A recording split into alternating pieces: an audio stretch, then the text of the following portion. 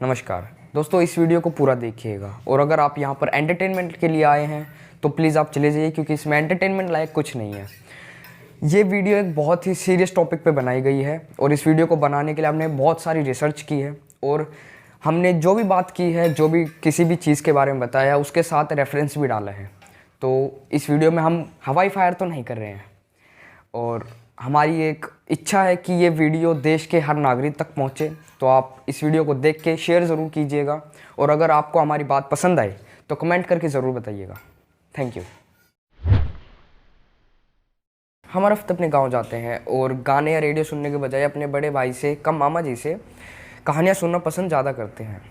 वह कोई नीलेश मिश्र टाइप तो है नहीं, लेकिन जैसे भी हैं हमारे अंदर एक चुल छोड़ जाते हैं।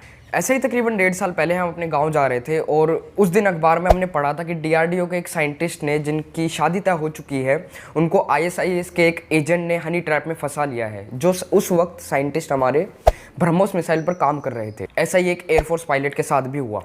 जब यही बात हमने अपने बड़े भाई से पूछी तो उसने हमें एक पैटर्न में समझाया, लेकिन इतने में हमारा गाँव आ गया और ये मुद्दा वहीं बंद हो गया। लेकिन उस वक्त हमारे अंदर एक चुल पैदा हो गई। दरअसल भारतीय वैज्ञानिकों को मारना या फिर झूठे केसेस में फंसाना या हनी ट्रैप करना कोई नई बात नहीं है। इसकी शुरुआत 1965 में ही हो चुकी थी। भारत के दूसरे प्रधानमंत्री लाल बहादुर शास्त्री जी की मौत इस कड़ी में सबसे ऊपर आती है। चीन ने जब 1964 में अपना एक परमाणु बम बना लिया था और क्योंकि भारत 1962 में चीन से करारी हाल झेल चुका था, तो भारत का चीन से डरना लाजमी था। तो उस वक्त भारत ने भी परमाणु बम बनाने की सोची। शास्त्री जी ने जब भारत के न्यूक्लियर प्रोग्राम के पितामह कहे जाने वाले डॉक्टर होमी जहांगीर भाभा जी से परमाणु बम बनाने की टाइम लिमिट पूछी, तो भाभा साहब ने पब्लिकली आकर यह बता दिया कि सिर्फ कुछ ही महीनों में भारत न्यूक्लियर बम बना लेगा। सरप्राइजिंगली कुछ दिनों बाद शास्त्री जी की मौत हार्ट अटैक से ताशकंद में हो गई और भारत सरकार ने शास्त्री जी की उस मिस्टीरियस डेथ के बाद ना तो उसका पोस्टमार्टम कराया और ना ही इंक्वायरी कमीशन बिठाई। USSR द्वारा बनाई गई डॉक्टर टीम ने भी उसे हार्ट अटैक का नाम दे दिया था। लेकिन हैरानी की बात यह है कि शास्त्री जी की मौत के 13 दिन बाद डॉक्टर साहब भी प्लेन क्रैश हादसे में चल बसे। और एक चीज़ और बता दूं कि वह प्लेन जिस चोटी से टकराया था, उस चोटी से कुछ हफ्ते पहले एक प्लेन और टकरा चुका था। लेकिन कोई बात नहीं, इसे भी एक हादसा मानते हैं और आगे बढ़ते हैं। अमेरिका के एक जासूस ने कहा था कि भारत के प्रधानमंत्री और डॉक्टर भाभा साहब की मौत CIA ने करवाई है। भारत के स्पेस प्रोग्राम के पितामह कहे जाने वाले डॉक्टर विक्रम साराभाई की मौत 1971 में केरल में हुई थी और इसका भी पोस्टमार्टम नहीं करवाया गया था। आपको लगेगा कि यह भी एक नॉर्मल मौत थी, क्योंकि उनका परिवार भी यही मानता था। लेकिन डॉक्टर साराभाई ने अपनी मौत से कुछ हफ्ते पहले बोला था कि अमेरिका और रशिया उनके ऊपर नज़र गड़ाए हुए हैं। लेकिन चलो, इसे भी एक हादसा मानते हैं और आगे बढ़ते हैं। 1990 में अपने रॉकेट लॉन्च के लिए क्रायोजेनिक इंजन टेक्नोलॉजी चाहता था भारत, लेकिन अमेरिका ने भारत को यह देने से मना कर दिया। फिर भारत ने USSR से टूटकर अलग हुए रशिया से यह क्रायोजेनिक टेक्नोलॉजी मांगी, लेकिन अमेरिका के president George W. Bush senior ने रशिया पर दबाव बनाया कि वह भारत को यह टेक्नोलॉजी ना दे। फिर इसरो ने खुद ही यह टेक्नोलॉजी बनाने की कोशिश की और बना भी ली थी, लेकिन नंबी नारायण जो उस प्रोग्राम को लीड कर रहे थे, उनके ऊपर जासूसी और देशद्रोह के झूठे इल्जाम लगने से भारत का क्रायोजेनिक मिशन 10 साल डिले हो गया। हालांकि नारायण जी की टीम ने 20 साल की मेहनत के बाद विकास इंजन डेवलप कर लिया, जिसकी वजह से भारत ने चंद्रयान 1 मिशन 2008 में पूरा किया और भारत के सबसे ताकतवर रॉकेट GSLV में यही इस्तेमाल होता है। नारायण जी का कहना था कि जो इंटेलिजेंस ब्यूरो के अफसर उनको इंटेरोगेट कर रहे थे, वह उन पर दबाव डाल रहे थे कि वह अपने सीनियर अफसर मुथुनायगम को फंसाएं। मुथुनायगम उस वक्त नारायण जी के बॉस और लिक्विड प्रपल्शन सिस्टम सेंटर के डायरेक्टर थे। 2019 में नारायण जी को उनकी देश सेवा के लिए पद्म भूषण से सम्मानित भी किया गया था।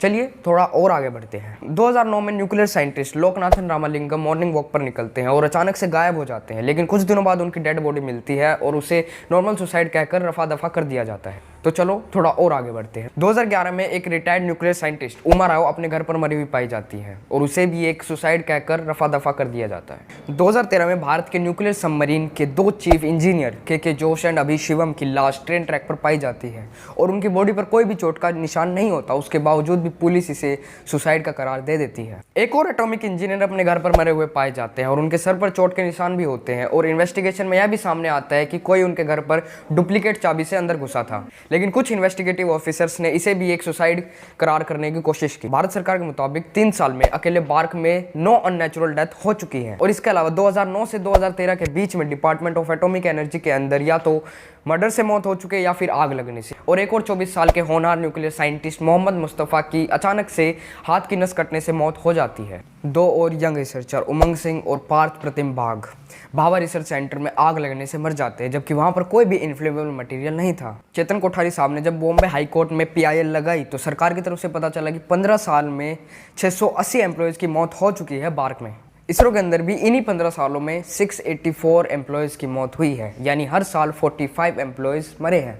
अब ऐसा बिल्कुल मुमकिन है कि इन सभी मौतों के पीछे कोई नेचुरल कारण हो सकता है कि इन सभी मौतों के पीछे कोई भी विदेशी शक्ति का हाथ ना हो, लेकिन जिन हालातों में ये मौतें हुई हैं वो सामान्य नहीं है। लेकिन अगर इनमें से सिर्फ 10% मौतों पर भी विदेशी ताकत का हाथ है तो यह बहुत बड़ी चुनौती है भारत के लिए।